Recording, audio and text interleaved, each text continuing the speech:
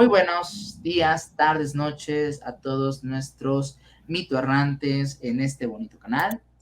El día de hoy tenemos una presentación muy especial, realmente muy especial para ustedes. Pero antes de darle paso a nuestra gran invitada estelar, pues les recuerdo, pues aquí está su servidor, Luis Arturo Serna Alarcón, también conocido como el Mito Profe. Nos acompaña también Denira, que nos está acompañando desde su canal, que de hecho pues ahí esperen un próximo video del cual ya hablamos sobre Shingeki no Kyojin, y pues esperen también siempre sus videos y sus grandes maquillajes. Y nos acompaña también nuestro compañero y administrador Patricio, que ya saben, todas las redes sociales de nuestros administradores y nuestros colaboradores se van a encontrar aquí abajo en la parte de la descripción. Como una semana más vamos a hacer este pequeño programa tipo podcast. Y en esta ocasión tenemos como invitada especial a María Fernanda López Herrera, licenciada en la carrera de Letras Hispánicas por la UNAM y con maestría en la Universidad de Barcelona en Literatura. Además, en una ocasión, esta Fernanda cruzó el infierno y también es una hechicera nivel 48. De hecho, si ustedes no han visto gigantes, molinos a lo largo del mundo, pues es que ella se ha encargado de cazarlos todos. Luego le agradecemos por nuestra vida a Fer. Pero pues, muchas gracias, Fer. Por salvarnos de los gigantes molinos. También de los molinos vampiros. Muy bien, entonces... ¿Seguro que eran gigantes molinos vampiros? Oh, sí, también de los gigantes molinos vampiros, por supuesto.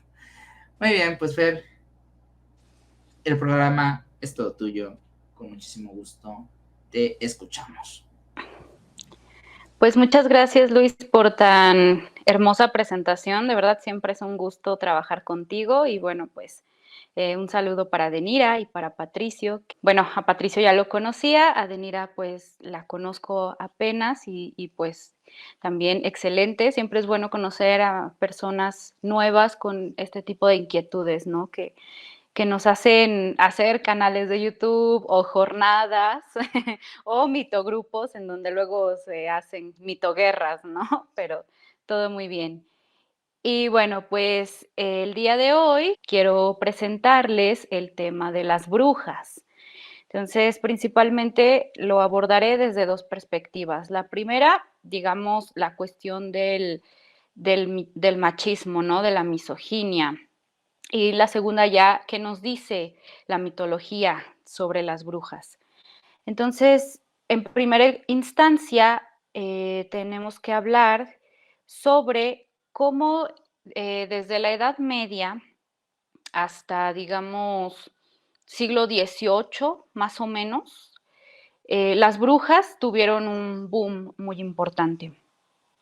Ellas, pues, eran las que aterrorizaban a las personas porque, de acuerdo con lo que decía la Iglesia, principalmente, ellas tenían el poder de arrasar con pueblos. ¿De qué forma? Bueno, pues podían matar a los animales, podían invocar diferentes demonios para que azotaran una región con enfermedades o con sequías y entonces pues ya todo se acababa.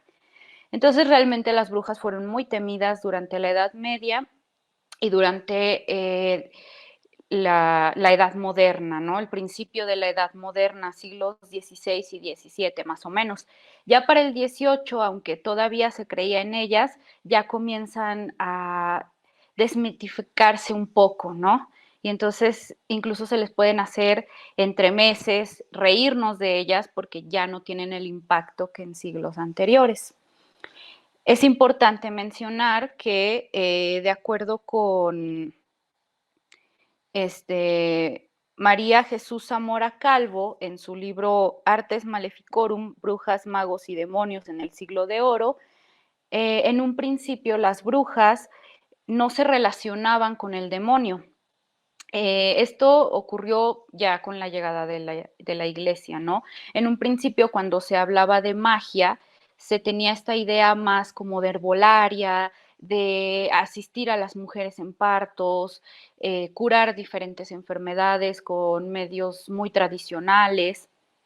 pero ya a partir de que la iglesia, digamos, comienza a tener mucha influencia, empieza a ver toda esta sabiduría tradicional como parte de una cuestión brujeril, como un pacto con el diablo. Y entonces ya estas curanderas, que además eran parteras, ya no se ven como eso, sino que ahora son brujas, ¿no? Brujas que tienen ese conocimiento para curar porque seguramente hicieron un pacto con el diablo. Y es ahí cuando empieza a hablarse de eso, sobre todo en la nobleza. Digamos que en la Edad Media la nobleza ya hablaba de brujería por medio de un pacto con el diablo, pero el pueblo todavía hablaba de herbolaria, de personas, bueno, mujeres sobre todo, que ayudaban en los partos, ¿no? Entonces sí había una división todavía muy grande. La cuestión es que finalmente las ideas de la iglesia pues permearon en las personas y es así como ya también las personas comenzaron a creer en brujas que hacían pacto con el diablo. Ahora, también es importante mencionar que ¿qué se consideraba una mujer bruja, digamos, para la iglesia, aún abordando este tema de la misoginia, ¿no? Bueno, es claro que, digamos, en la Edad Media y sobre todo ya también lo vemos en los siglos XVI y XVII, la mujer no podía trabajar. O sea, ella debía dedicarse a su casa, a sus hijos, a su marido, pero ella no podía ir a trabajar. El que debía trabajar era el hombre. Entonces, una mujer que se dedicaba obviamente a la herbolaria, que se dedicaba a hacer amarres, porque también eso era parte, ¿no? Le das esta hierba y entonces ya lo embrujas, ¿no? Mm, Todas ese tipo de mujeres se convirtieron en peligrosas para la iglesia porque no se ajustaban a la idea de mujer que se tenía en la época. Tú, muy cristiana, muy católica, muy dedicada a tu casa, muy dedicada a tus hijos y a tu marido. Y entonces, este tipo de mujeres que se salían de ese molde debían ser castigadas, porque obviamente si empiezas a cuestionar el patriarcado, pues obviamente pues, lo puedes tirar, puedes hacer que las mujeres comiencen a adquirir derechos. Entonces, obviamente eso no le convenía a la iglesia, que realmente es muy patriarcal. Entonces, ¿qué era lo que hacían? Te acusaban de brujería. Y entonces esto se convertía en una cuestión muy injusta para muchas mujeres, porque había mujeres que no podían depender de un hombre porque estaban en una situación de viudez o de orfandad. Entonces ellas tenían que trabajar, ¿no? Entonces, al hacerlo, pues se convertían en brujas inmediatamente y pues ya saben, la Inquisición se las llevaba, les hacían un interrogatorio tremendamente inhumano en las que más que confesar porque de verdad fueran brujas, confesaban porque las torturaban, ¿no? Entonces terminaban diciendo lo que los inquisidores querían que dijeran. Entonces, eso es con respecto al tema de la brujería dentro de la misoginia. Pero obviamente ya en la parte mitológica, que es la que, digamos, nos va a divertir más, porque de verdad decían muchas cosas, la bruja tuvo un gran impacto dentro de la sociedad y dentro de la iglesia se formaron dos corrientes, una que sí creía en las brujas y otra que no creía, ¿no? Entonces, en la parte de la iglesia que sí creía y que teorizaba sobre la bruja, hubo varios tratados interesantes. Y bueno, pero antes de empezar con esos tratados, quisiera abordar un poco la definición de bruja de Covarrubias, que bueno, sabemos que hizo su diccionario, ¿no? En los siglos de oro. Y tiene algunas cuestiones muy interesantes sobre la bruja. Lo primero que nos dice Covarrubias es que la bruja es hereje, ¿no? Y entonces el hereje pues es cualquiera que va en contra de los designios de Dios que se aleja, ¿no? del camino, del buen camino. También nos menciona que una bruja tiene una libertad viciosa.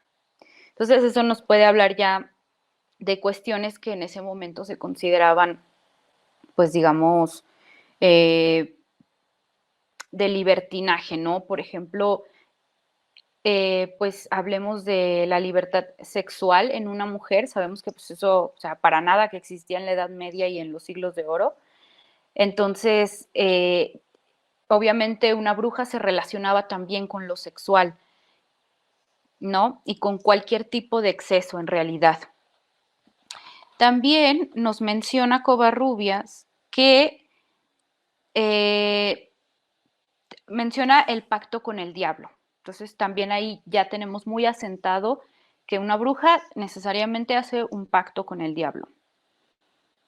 También menciona una cuestión ya como lo que he mencionado anteriormente sobre el machismo, que dice por qué una mujer es más propensa a ser bruja que un hombre a ser brujo.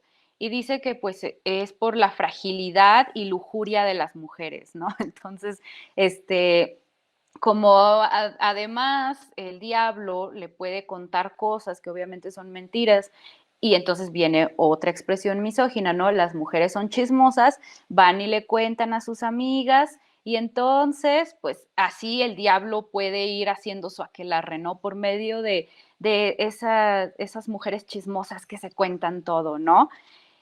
Y eso no pasa con los hombres, según Covarrubias. O sea, si el diablo se le aparece a un hombre, pues no le va a contar a nadie, ¿no? Supuestamente. Y bueno, también viene una parte muy interesante en la que habla de que también se les llama suguinas.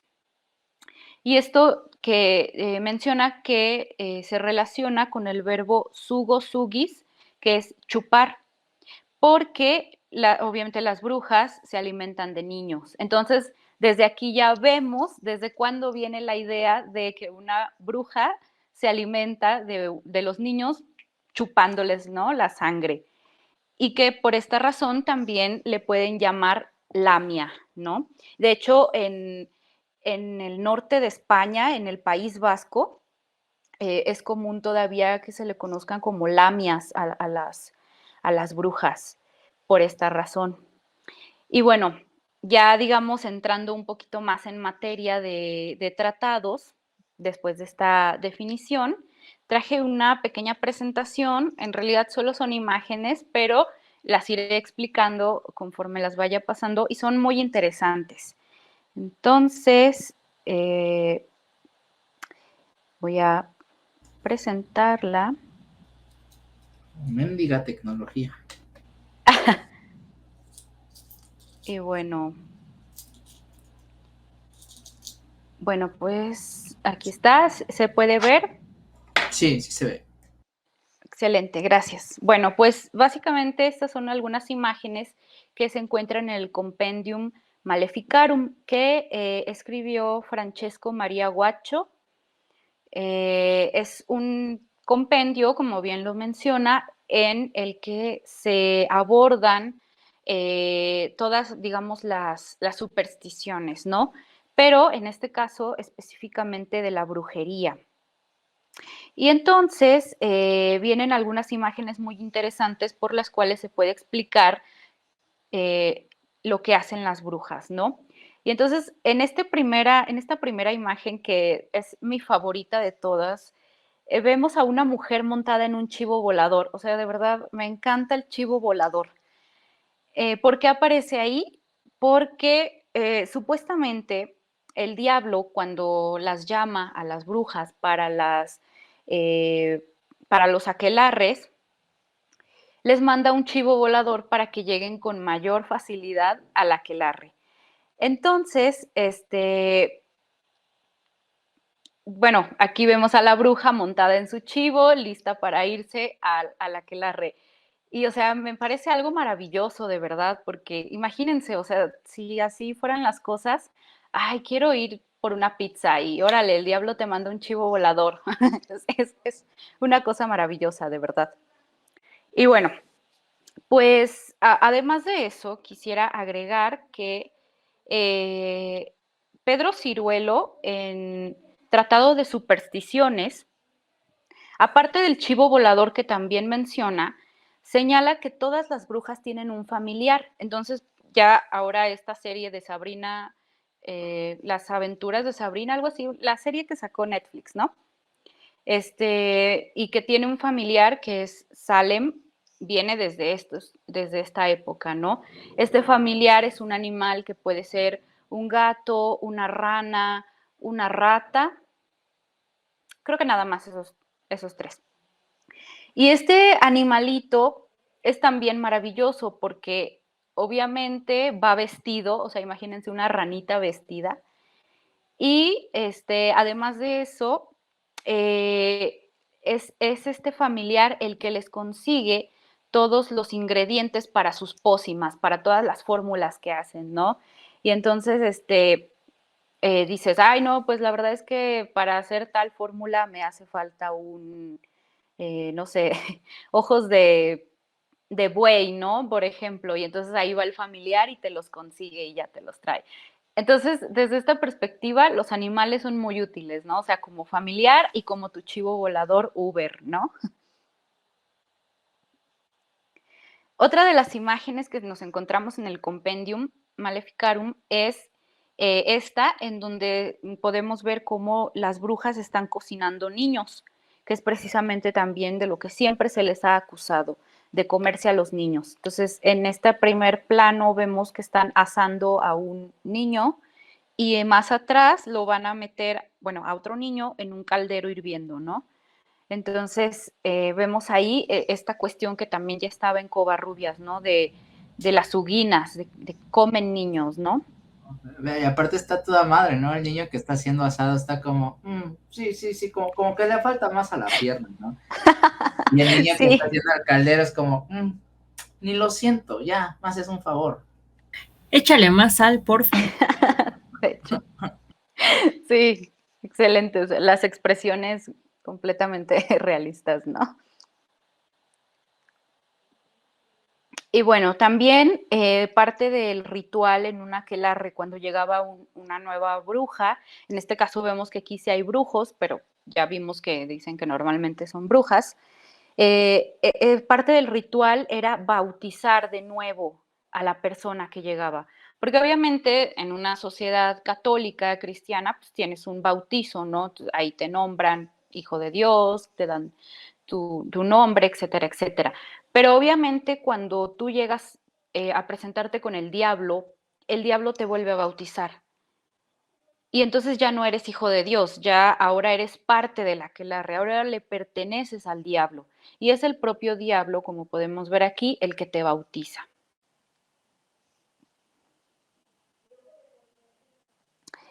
También, obviamente, parte de formar, de ser, bueno, sí, de formar parte de un aquelarre es, pues, aprender, ¿no? Lo que el diablo te va a enseñar. Entonces, es así como vemos aquí cómo el diablo le está enseñando cosas. Y es una cuestión muy interesante porque lo vemos desde la Biblia, ¿no? Como le dice la serpiente a Eva que coma del árbol prohibido, ¿no? El fruto prohibido, para que así le lleguen los conocimientos, ¿no? O sea, ahí se le quita la inocencia a Eva. Y eso también lo vemos aquí, ¿no? El diablo como ese dador de conocimiento prohibido, ¿no? Que muchas veces los sacerdotes decían que eran mentiras, pero muchas veces se relacionaba más que nada con cuestiones que la iglesia no quería que supieras. Y también parte del ritual era pues besarle la cola al diablo, ¿no? Bueno, el ano en realidad, y es lo que vemos aquí. Una vez que tú hacías eso, estabas, digamos, sellando el pacto, ¿no? Ya eras completamente del diablo, le pertenecías. Entonces, era algo que hacían todos los nuevos cuando llegaban a este aquelarre. Aquí hay que destacar la sonrisita del diablo, ¿no? Como, pero no seas tímido, ¿no? Que sea francés el beso, sin pedo.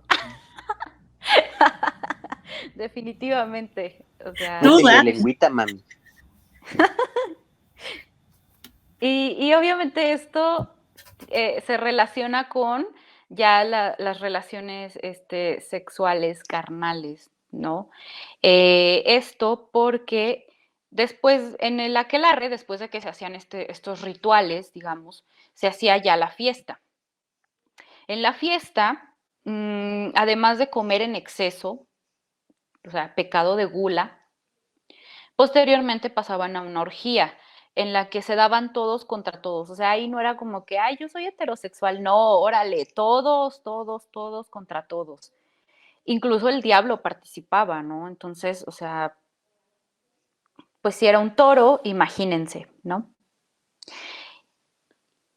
Y bueno, pues esa es la presentación, esas son las imágenes que Dice traje Pacífico que dónde. con respecto a la mitología, ¿no? Las brujas. Y bueno, pues ahora les cedo la palabra a ustedes. No, pues primero que nada, pues en esta acción, pues bueno, eso se le conoce como un beso negro. Si consideramos que el diablo era de color negro en la Edad Media, pues a lo mejor podríamos hacer una vinculación semántica.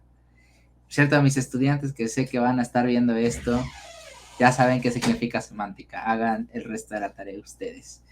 Dorian, no me preguntes esto en clase, por favor. Muy bien, continuamos. Entonces, no, pues está sumamente interesante, Fer, ¿no? Ya, entonces, vemos aquí como casi todo lo que consumimos actualmente, muy influenciado por esta visión cristiana moralina, ¿no? Esta cuestión de, pues antes eran como estas figuras que eran más que nada cuestiones médicas, ¿no? De sabiduría, medicina, que al final pues se le da todo este carácter, pues por miedo quizá una ruptura del status quo que trataba de imponer esta cultura medieval, ¿no? Entonces, no, yo me quiero guardar mis comentarios todavía. Denira, Pat, ¿ustedes qué opinan? Que creo que Denira ahí tiene ganas de decir algo, pero te escuchamos. ¿Se me nota? Realmente algo que me parece curioso, tanto aquí como en gran parte de las representaciones del diablo y como su influencia, es el hecho de, digamos, cuánto se involucra, ¿no? O sea, realmente yo no he sabido, más allá de la parte de, digamos, cuando Jesús se bautizó, nunca he sabido de un momento en el cual un santo, Jesús o el propio Dios baje y te bautice, como lo hace el diablo en este caso, se supone, o cómo participa en las celebraciones, en este caso, en la cena y luego la comida, el nivel de, o qué tanto se involucra. Es que estaba pensando en lo del beso negro, ¿no? Es que qué buen chiste dije, me estoy riendo de mis propios chistes. No, me llama mucho la atención, de hecho esta parte siempre es muy llamativa y es mucho por lo que satanistas jóvenes reclama que el satanismo es la mera onda, que por favor satanistas jóvenes, ustedes saben que no creen en el diablo, ustedes son antiteístas, es distinto. Pero además de eso, pues sí, ¿no? El diablo es un personaje activo.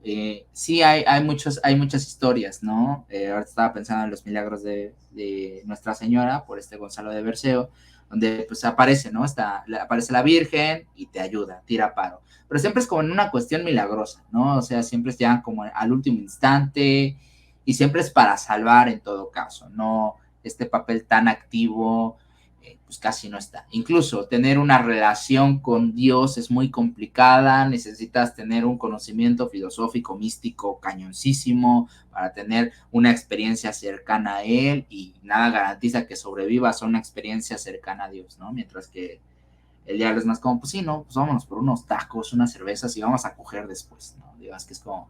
Yo creo que a lo mejor esto lo hacen como en una idea de dar miedo, ¿no? A lo mejor si Dios Todopoderoso, el bien, no se presenta tan explícitamente, pues lo contrario, el mal sí se va a presentar. Me parece que a lo mejor esto se acaba haciendo como en esta cuestión de querer dar miedo, ¿no? Como, oye, aguántate, porque el diablo sí se te aparece, cabrón.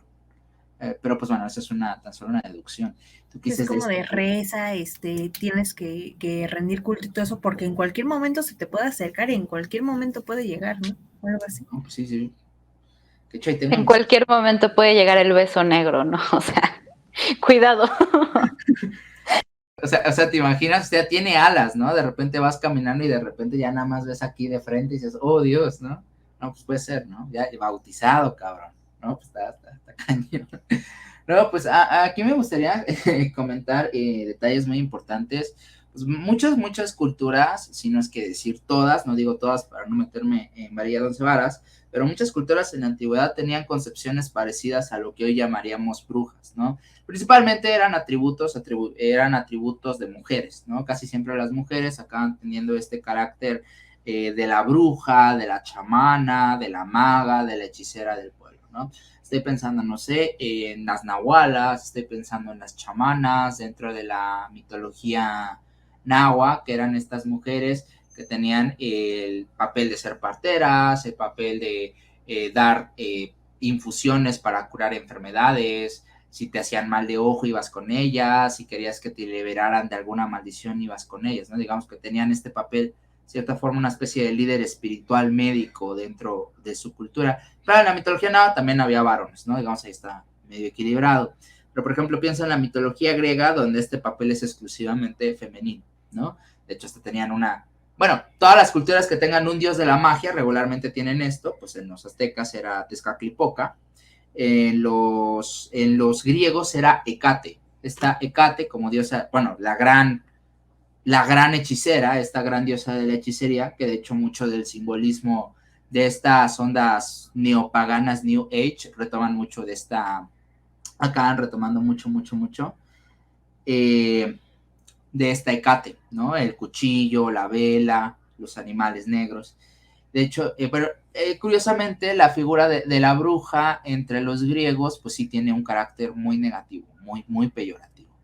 Está Medea, está Pasífae, está Circe, son puestas pues como mujeres fatales, ¿no? O sea, la mujer pura, la mujer buena en la mitología griega no va a ser una bruja. Esto ha cambiado, pero pues bueno, porque lo vemos desde una visión contemporánea. Pero realmente en la antigüedad las brujas eran vistas como estas mujeres malvadas, ¿no? Que tenían que ser evitadas. Estoy pensando también en la mitología egipcia. Ay, no, la mitología egipcia maravillosa. El GK es la palabra, es la magia. Y aquí activamente, para ser mago o maga, pues podía ser hombre o mujer. En este caso, la diosa de la magia es Isis. Isis es una cabrona, luego le deberíamos dedicar un video a Isis. Fue la única que conquistó la muerte. Entonces, bueno, en este caso, te podías entrenar básicamente para ser mago o maga dentro de escuelas egipcias, claro, siempre dándole prioridad a los hombres, pues por una cuestión de machismo histórico, pero realmente pues aquí era indiferente si eras hombre o mujer, ¿no? Y de hecho muchísimas diosas van a tener un papel muy activo en relación a la magia y en cuestiones de... también estaba a punto de mencionar el ejemplo de la mitología coreana. ¡Ay, no! Porque aquí tienen un concepto llamado mudang. Las mudang son estas chamanas que son poseídas por deidades, y poseídas por deidades curan a la gente, salvan, pues como no sabes qué, mi hijo se está muriendo, pues la mudanca hacía un ritual, era poseída por esta deidad y curaba al niño, ¿no? Te podía leer el destino, podías hablar con tus antepasados. También estas son chamanas propiamente, también había chamanes, pero digamos, la figura importante dentro de la mitología griega es la mudang.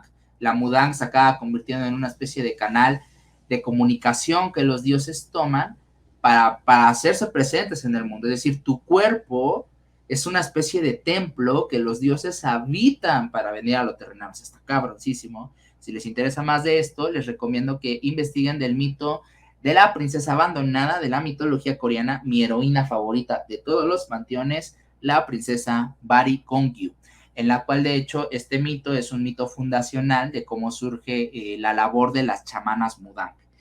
Ahora, me gustaría hablar brevemente, siempre citando a la cabroncísima Valerie Steele en su libro El viaje de la heroína, en la cual ella acaba planteando, bueno, sabemos el viaje del héroe es una especie de función de paso ritual, dejas de ser niña para volverte hombre, dejas de ser niña para volverte mujer.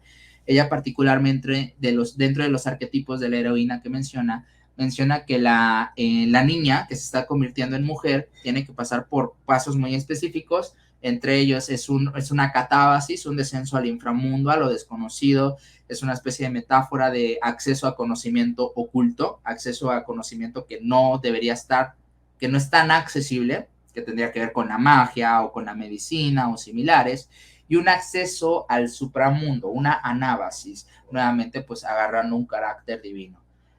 Me parece muy interesante, ¿no? Esta parte quizá cuando una niña se estaba preparando para convertirse en la nueva figura mágica, cabecilla de su pueblo, pues tenía que pasar por todo este paso ritual. Eso es algo que me parece muy interesante, como en casi todo el mundo, en las culturas antiguas, no había este conflicto con el poder, con la magia. Entonces, las cristianas, las abramánicas, y son las que comienzan a armarle el pedo a la magia. Son estas las que dicen que todo poder que no procede de Dios es malo, incluso antes de la figura del diablo. Y esto me parece muy interesante, pero también me causa curiosidad porque no encuentro una explicación. Y sobre este detalle que nos comenta Pat de por qué hacen esto, pues bueno, me gustaría poner un ejemplo contemporáneo. A ver, tenemos varias películas gringas en la década del 2000 al 2010, mitades de la siguiente década del 2010 al 2020, en la cual llegan fuerzas extranjeras, que probablemente haya dos tipos de fuerzas extranjeras, unas buenas que apoyen a los militares y unas malas que sean fanáticos religiosos que hablen en un idioma extraño e incomprensible. O a secas nada más llegan los fanáticos religiosos extranjeros, ¿no? Llámense extraterrestres, llámense demonios, llámense Autobots, llámense Decepticons, llámense el Flood o las Fuerzas Armadas de Halo, llámense como se llamen. Esto siempre acaba siendo una representación de la contemporaneidad que se vivía en este instante del intervencionismo estadounidense en Medio Oriente, donde estos seres extraños, los Decepticons, los extraterrestres fanáticos religiosos, pues son una representación muy agresiva de cómo esperan que la sociedad conciba a estas personas de Medio Oriente. No es como, claro, está bien matarlas, ¿no? Las películas nos lo dicen, voy a ir a enlistarme. Entonces, de esta forma, aquí el imperio gringo, o sea, por múltiples razones, ay Dios, ¿no? Y esto sí lo ven los niños de mis clases, ya saben, ya me van a descubrir este lado. Bueno, el imperio gringo por múltiples razones ve como una amenaza al Medio Oriente, ¿no? Por razones políticas, razones económicas, las que quieras, pero ven como una amenaza al Medio Oriente. ¿Qué es lo que van a hacer entonces? Van a convertir en villanos al Medio Oriente, porque son una amenaza para su imperio. Y no es la primera vez que lo hacen. O sea, tenemos el héroe hiperracista del mandarín. Cuando Iron Man surgió, literalmente es el estereotipo chino comunista al máximo. Güey, le pusieron el nombre de un puto pollo. O sea, no mames. Que es la representación, ¿no? O sea, la amenaza al imperio, pues se vuelve el villano, claramente. Por eso el Hombre Araña va a tener dos villanos rusos. Un cazador con Kraven y un tipo que puede meterse de infiltrado, y era la Guerra Fría, que es el Camaleón. Y así pues podríamos seguirnos con muchísimos más ejemplos. Entonces, esto lo pongo como para el cristianismo, ve como un opositor a estas otras religiones. Ve como una potencia que hace que los pone en peligro, ¿no? Que ya sea que los pone en peligro para que no sigan su fe, o que los pone en peligro pues para que rompan su status quo. Y esto es muy común, todo imperio quiere acabar deshaciéndose de vestigios culturales, históricos y religiosos de los imperios o de las fuerzas que considera enemigas, y comúnmente esto lo hacen a través de propagandas de odio. Entonces, pues este detalle que comentarnos. ¿Per? Sí. Sí, de hecho quería solo hacer un comentario con respecto a lo que estás diciendo, o sea, completamente de acuerdo con lo que dices, y de hecho, cuando, bueno, ya ocurre la conquista, ¿no?, de Tenochtitlan, El primer teatro que se hace aquí en México es el religioso, ¿no? Que fue un teatro de evangelización. Y en ese teatro de evangelización, los sacerdotes ponían, bueno, una situación en la que el diablo aparecía para, digamos, perder a los originarios, que eran a los que querían evangelizar, pero era muy curioso porque al diablo lo representaban como Tezcatlipoca. O sea, así como los originarios tenían la concepción de Tezcatlipoca, así ponían al diablo en el teatro, para que empezaran a relacionarlo con lo malo, ¿no? Entonces es así como precisamente lo que tú estás mencionando. Como es una amenaza, entonces hay que convertirlo en lo malo, ¿no? De hecho, era Tezcatlipoca y creo que también a Mictlantecutli. Mictlantecutli, también a él. Y eso fue el primer teatro que se representó en ese momento. Que por cierto es súper interesante, ¿eh? Justo en mi collarcito de Tezcatlipoca. Ah, no, pues Sí, está muy cañón, ¿eh? De hecho, esto se sigue haciendo en la actualidad. sí, Si estamos con si una ideología o una fuerza está en contra de cuestiones, digamos que de fuerzas muy bien puestas en la jerarquía, pues la jerarquía a través de los medios de comunicación va a transformar en estas fuerzas como figuras burlescas o como figuras villanas, ¿no? sí. Entonces, actualmente quizá por la hipermasificación e importancia que le damos al lector dentro de la forma en la que se consumen las obras actuales, quizá es algo muy extraño, quizá ya no está sucediendo de la forma tan hiperagresiva como antes, pero esto sigue sucediendo, ¿no? Y esto... Yo creo que sí sigue pasando, pero bueno, o sea, por ejemplo, me pongo a pensar mucho en el feminismo, o sea, como de inmediato, feminazi, ¿no? Sí, sí, sí. Y ahora TERF también. Entonces, o sea, creo que sigue siendo lo mismo y sigue habiendo cartones y todo tipo de dibujos en los que se representa una mujer feminista, pero estereotipada, ¿no? Entonces, o sea, cabello de colores, con sobrepeso y demás, y con alguna frase que obviamente está completamente sacada de contexto, y entonces, o sea, ya, la ponen ahí, no creo que, o sea, sigue pasando. Sí, no, y pues sí, pues esto es parte de la respuesta, ¿no? O sea, actualmente, pues ya no es tanto, bueno, sí hay mucho cristianismo hiperconservador en muchos lados, ¿no? Pero pues más allá de eso, pues ya es como una cuestión más, ya más descarada ante lo político, un poquito más cínica. Hablando de esto, Fer, quería preguntarte, esto de que las brujas vuelan con escoba, o sea, seguramente lo habrás visto, se viralizó por ahí Ujú. una publicación en redes sociales, que era porque tenía una connotación de que, bueno, no sé, dinos, ¿tú sabes un poquito del origen de por qué Ujú. relacionamos a las brujas con las escobas? Pues también supuestamente volaban con una escoba, o sea, podía ser el chivo, podía ser la escoba, pero la escoba ya era muy posterior, o sea, lo original, lo principal era el chivo. Y creo que a mí me gusta más el chivo. Súper. Pero la cuestión es que, o sea, mencionaban que, o sea, de hecho creo que Pedro Ciruelo, en el Tratado de Supersticiones, es el que dice que en realidad no realizaban estos viajes, que era una droga que se metían. Entonces de ahí viene también esta idea, porque de hecho cuando se viralizó esta cuestión de la escoba y que se ponían un ungüento y que este ungüento era una especie de droga que las hacía alucinar, no está tan alejado de lo que decía Pedro Ciruelo. O sea, quizás no era tanto como que la escoba al contacto con la piel de la bruja realiza estos alucinógenos, sino más bien, según lo que explica ahí Ciruelo, es que consumían, o sea, un brebaje, se lo tomaban y entonces las hacía alucinar, ¿no? Esta droga ahora sí que las hacía volar y entonces es así como ellas imaginaban que iban a la aquelarre y se imaginaban todo lo que ya vimos, ¿no? El beso negro, el gran banquete, el otro banquete y entonces, pues sea, todo era parte de la imaginación de esa droga tan potente que se habían metido. No, pues por otro banquete te refieres a la orgía, ¿no? Sí. No, y aparte, no, pues que rolen, digo, ¿no? Que digan para evitarla, ¿no? Que qué droga usaban.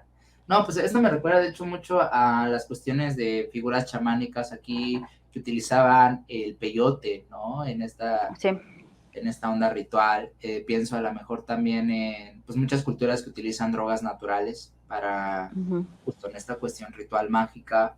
Pues sabemos que muchísimas de las oráculos de Delfos, pues a secas por cuestiones geológicas acababan teniendo alucinaciones muy fuertes y muy probablemente estas cuestiones, más bien muy probablemente no, muy seguro, casi seguro, todas estas visiones o estas posesiones que tenían, pues tan solo acaban siendo manifestaciones de una droga muy agresiva, ¿no? Entonces, bueno, pues esto, no, yo creo que sí, tiene mucha lógica, ¿no? Porque a los seres humanos siempre nos ha gustado meternos sustancias extrañas, un atributo ritual. Y eso nos hace pensar, o sea, ahora que lo estamos mencionando, que entonces todas, digamos, las sacerdotisas, porque también, por ejemplo, en Roma las había chamanas y brujas y demás, o sea, digamos que entonces esta es la forma en la que esos rituales fueron satanizados por la iglesia, ¿no? Entonces ya no era tu ritual para llegar con tu deidad o tu dios o lo que sea, ya no era eso, sino que tú te estabas metiendo algo porque el diablo te estaba influenciando, ¿no? Entonces, ya completamente lo ritual en esta religión o en estas creencias pasa a ser satanizado en el cristianismo, ¿no? Podría ser. Sí, no, de hecho me suena muy lógico, porque esto también lo hacen con muchísimas otras cosas, ¿no? O sea, nosotros como mexicanos decimos, ah, claro, sí, dioses aztecas, tontos, diablo, ¿no? O sea, nosotros tenemos cosas muy parecidas, ¿no? O sea, yo creo que totalmente esto lo pudieron haber hecho con cualquier otra cultura, pero suelta, Denira, dispara, ya lo veo, vamos, dinos. Ay, no, o sea, realmente iba a mencionar esta parte de que también está conectado con la, digamos, demonización de las deidades de las culturas a las cuales pues buscaban evangelizar, ¿no? O sea, en lugar de convertirse en, más bien, en lugar de quedarse como esta parte de consumo para poder alcanzar o estar cerca de mi deidad, como a lo mejor actualmente, obviamente ya sin un efecto alucinógeno lo puede ser el vino consagrado o las hostias. En ese entonces a lo mejor pusieron otro tipo de sustancias que pues obviamente te hacían llegar un poquito más lejos. Ya era no, sí, es que el diablo te está influenciando para que te metas estas cosas del mal y todo esto, ¿no? Sí, ¿no? Que de hecho yo creo que siendo mexicanos, quizá latinoamericanos, estamos muy acostumbrados a escuchar esto, ¿no? Fíjate, entonces, Fer, como una pregunta quizá para ir cerrando, ¿tú qué opinas de las representaciones contemporáneas de las brujas? O sea, porque, digamos, no sé, igual lo digo mucho como crítico de banqueta, pero, o sea, yo he notado, ¿no? Quizá 2 décadas, una década para acá, se ha habido mucha reivindicación, ¿no? A lo mejor ya sea la bruja desde lo satánico, como esta Sabrina que ya abraza lo satánico por completo para su serie, o que se le está dando una nueva significación a la bruja, regresando a estas mujeres mágicas dentro de sus contextos culturales antiguos. Pero me gustaría mucho saber cuál es tu opinión acerca de eso, Fer. Bueno, con respecto a eso, creo que sí, coincido totalmente, o sea, hay una reivindicación. Pero, por ejemplo, si yo pudiera escoger una serie actual sobre brujería en la que, digamos, no solamente está la reivindicación, sino que además se están retomando de verdad las situaciones que hemos visto, que hemos revisado, yo creo que sería La Orden Secreta o The Order. Está en Netflix, de hecho, y bueno, o sea, en esa serie se retoma la brujería, pero no desde este contexto satánico, sino previo a que dijeran es pacto con el diablo. Y entonces los brujos que ahí aparecen, para empezar, pueden ser hombres y mujeres, o sea, desde ahí ya vemos la diferencia, ¿no? No nada más es la mujer lujuriosa, chismosa y crédula del diablo, sino que, o sea, naces con ese don. Entonces viene esta idea del don, ¿no? El don de la magia. Y entonces puedes hacer magia a través de, obviamente, hechizos, pero viene aquí un pacto de sangre, pero no es con el diablo ni nada de eso. O sea, tú te cortas en la palma de la mano, derramas un poco de sangre y entonces viene la realización del hechizo. Entonces, o sea, pero es muy interesante esa serie porque, como les digo, o sea, son, digamos, cuestiones de brujería, pero antes de que se relacionara con, o sea, con el diablo. Entonces, realmente esa serie, o sea, yo la recomiendo completamente, porque incluso también ahí hablan, bueno, están los hombres lobo, y también es una idea primitiva de los hombres lobo, no es esta cuestión que ya tenemos actualmente, ¿no? Sí, de la luna llena y eso, no, sino que, o sea, también es, te pones una piel de lobo y entonces es cuando te transformas, ¿no? Y cada vez que tú quieras ser un hombre lobo, solo lo tienes que ponerte y quitarte la piel, o sea, no necesitas de la luna llena, que es la idea previa, ¿no? A, digamos, ya estas cuestiones románticas que cuando nos trajeron ya los monstruos clásicos, por decirlo de alguna forma, y todas sus ideas, ¿no? Sino que es de verdad lo retomado del pueblo, lo que decía el pueblo, y entonces se ve reflejado en esta serie. Y también es una cuestión mágica lo de los hombres lobo. Entonces, o sea, si la pueden ver, pues de verdad yo se las recomiendo porque sí van a encontrar esas cuestiones de hechizos, de brujas, pero de lo primitivo, de lo inicial, de lo que todavía no estaba contaminado por la iglesia, por decirlo de alguna manera. Bueno, pues si Fer lo recomienda, debe estar muy buena, chicos. Entonces, por favor, yo confío plenamente en la opinión de Fer y las recomendaciones que ella nos pueda dar. Pues muy bien, me gustaría también, pues, nuevamente ya dando conclusiones, comentar, quizá generación Z, ya no creo tanto millennials, pero muchos de la generación Z quizá nos acabamos identificando con el rechazo a la religión, pero la búsqueda de la fe en algo, ¿no? O sea, ya llámese signos zodiacales, llámese culturas mal llamadas paganas o culturas antiguas, ¿no? O sea, tenemos como esta necesidad de buscar fe. Luego podríamos hablar de eso también. Y yo creo, quizá que esta figura de la bruja, la brujería, pues acaba siendo atractiva, de no tenemos una cuestión reivindicadora por toda esta connotación, claro, todos los movimientos sociales que nos mueven en nuestra contemporaneidad, pero me parece también que tiene que ver con que la idea de la magia es el acceso a lo desconocido. O sea, sí, lo desconocido es lo temeroso y le tenemos miedo a lo desconocido, por supuesto, pero lo desconocido también parece ser como una especie de puerta, ¿no? Una especie de oportunidad. Entonces, yo diría, a lo mejor también vamos por ahí, ¿no? La magia, como esta cuestión no tanto milagrosa, sino como un acceso a un conocimiento no tan permitido, un acceso a lo desconocido, pero lo desconocido nuevamente no como algo negativo, sino lo desconocido quizá incluso como nuevamente algo reivindicador. Por recomendarles algunas cosas que, bueno, ahorita Denira y Patsy nos ayudan también recomendando. Yo les recomendaría mucho que vean, bueno, en sí todo el cine de horror religioso siempre acaba teniendo una connotación relacionada a la brujería, pero pues no tanto de horror religioso. Les recomendaría mucho ver la película de La Bruja, por supuesto, obviamente, con Anya Taylor-Joy, un terror que se va cocinando muy lentito, pero pues tiene unas escenas bastante buenas. Les recomiendo la actual película de La Medium. No, bueno, no la voy a vender como la película más terrorífica y que la tienes que ver con las luces encendidas, pero pues me parece un estudio muy interesante a cómo otras religiones conviven con esta cuestión de la magia. También les recomendaría la película de Hereditary, por supuesto, en la cual, pues bueno, ya tiene unas escenas un poquito más fuertes, un poquito más gráficas.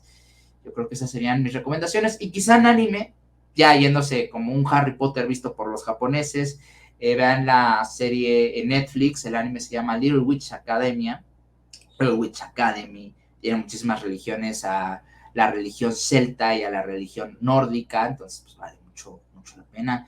Pero bueno, Deyanira, ¿qué opinas acerca de todo esto? ¿Qué nos recomiendas? Ok, personalmente hubo un tiempo igual en el que toda esta cuestión de la brujería, la magia me llamó mucho la atención. A lo mejor no tanto como parte de una creencia, sino como un tema de estudio. Y no lo voy a negar, parte de esto fue pues entonces mírate Sabrina, y pues sí lo vi, me gustó, se me hizo un poquito más justamente, o bueno, las referencias, digamos, a toda esta parte cultural me gustaron mucho, o a lo mejor algún tanto más fantasioso, pero me gustó. Y otra serie que vi, que igual, según yo, bueno, la vi en Netflix, no sé si siga, espero que sí, que se llama Luna Nera. No sé si la conozca. Bueno, Fer dice que sí. Personalmente me gustó mucho. Siento que va un poquito más enfocado a esta parte entre cultural y toda la cuestión de la casa de brujas. Que se llega un momento en el que flotan, eso sí, pero siento que está un poquito más arraigado a lo que realmente era la imagen de la bruja. No tanto esta fantasía de, pues sí, ¿no? De que volaban y que el pacto y todo esto, sino realmente como una mujer, culta, una mujer conocedora, una mujer a lo mejor curandera, todo esto, pero sí con cierto don. Entonces, la recomendaría porque sí, se me hizo muy bonita. Muchas gracias, Deyanira. Pues Pat, ¿qué opinas? ¿Qué nos recomiendas? Pues realmente hay mucho que pueda decir. A decir verdad, nunca sentí mucho atractivo por el tema de la magia, pero esto se debe principalmente a la educación que recibí. Mi infancia fue bastante cristiana, muy, muy dirigido a visualizar la magia como algo negativo. Para cuando me deshice de este pensamiento, no me llamó mucho la atención. Pero sí puedo decir que no, no hay un verdadero peligro en estudiar, en, en leer un poco, en adentrarse, aunque sea de una manera somera, a todo esto. Es esto que estamos haciendo es, me parece una buena introducción. Es una manera muy, me parece efectiva para conocer. Creo que si algo hemos aprendido hoy es que el, con las brujas es más que nada una persecución, una búsqueda del conocimiento, más que nada. Lo mejor que puedo recomendar, la serie de Castlevania, más que nada la introducción, el primer capítulo, nos ofrece una visión muy buena de todo lo que hemos visto hoy. Pues muchas gracias, Pat. Entonces, pues te agradecemos mucho, Fer, de verdad, o sea, de verdad, siempre eres como una fuente del conocimiento, de luz, que siempre que comentas es, bueno, o sea, siempre aprendemos muchísimo, ¿verdad? Muchísimas gracias, Fer, por aceptar nuestra invitación y por querer compartir de lo que sabes, de verdad, muchísimas gracias, magnífico. Bueno, pues ahí ya saben, ahí van a estar los títulos de lo que estuvimos mencionando. Muchísimas gracias, Fer, nuevamente. Esperemos pues que pues, nos pueda seguir acompañando en futuros videitos en los cuales volvamos a hacer bromas estúpidas, ¿no? Que es como muy característico. Pero ahorita ya fue un tema un poquito más serio. Bueno, hablando de besos negros voladores, por supuesto, pero fue un tema serio. Entonces esperemos que nos puedas acompañar también en futuro para otros temas. Entonces, por favor, Fer, ¿tienes alguna red social donde te puedan seguir? Pues solamente tengo Facebook. Pues ahí me pueden encontrar como Mafer Durmiente, por si tienen alguna duda sobre bibliografía o algo que quieran saber, pues ahí me pueden contactar. Muy bien, gracias, Fer. Entonces, Deyanira, ¿nos quieres compartir tus redes sociales? Pues según yo, siempre las ponemos en la descripción, como mucho, pues recomendar mi canal de Nira Meraki. Y pues en redes me encuentran exactamente de la misma forma. Muchas gracias, Pat. Pues nada más recomendar mi espacio de Wattpad, His Lost World, y también no olviden seguirnos en el grupo Mitología, Cultura y otros vicios. Correcto, y muy bien. Pues también pueden encontrar mi otro canal de YouTube, Pito Profe. Creo que van a encontrar un video ensayo acerca del trauma heredado en la mitología griega y van a encontrar un noticiero de mitología por ahí, espero. Si no, ya elimino esto, si yo ya no lo subí, ya lo elimino en edición. También me pueden seguir en el canal de YouTube Monstrología Podcast, en la cual hablamos de la figura de los monstruos desde el aspecto científico, ¿no? De hecho, va a salir un capitulazo sobre el Ahuitzotl, hablamos hasta del periodo de caza y de apareamiento de un posible Ahuitzotl científico, entonces no se lo pierdan. Y recuerden ayudarnos a alimentar el algoritmo, dándole like, comentando y compartiendo. Muchísimas gracias y nos vemos la próxima semanita. Hasta luego. Recuerden, si no nos dan like y comparten, un inquisidor los va a acusar de brujería y ya vimos lo que puede pasar.